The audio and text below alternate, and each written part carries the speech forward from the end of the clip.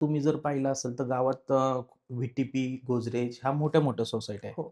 तर त्या ठिकाणी जाण्या-येण्यासाठी रोड नव्हते. तर आमच्या भागामध्ये पी-एम-आर-डी हा मोठा मुद्दा आहे. तर पी-एम-आर-डीमध्ये तिथून आम्ही त्यांच्या सतत संपर्कात राहून, तो आम्ही लोकांना जाण्या-येण्यासाठी रोड करून दिला. तिकडच्या भागात भरपूर लोकं राहतात. तर तिकडच्या गैरसोय होत होती येण्या-जाण्याची.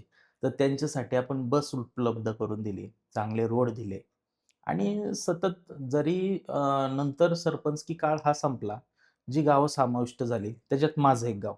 तर आपण त्या लोकांना रोडचं तर आपण दिलंच, पण त्याच्यानंतर पालिकेत आलं म्हणजे आपलं काम संपलं असं नाही. आपल्याला समाजकारण करण्याची आवड आहे. मग समाजकारण करत असताना त्या पावसाने किंवा मोठ्या गाड्या जाऊन रोड खराब होतात. मग त्याची दुरुस्ती वारंवार करणं हे आपलं काम आहे. मग आपण ती कामं वारंवार करत राहिलो.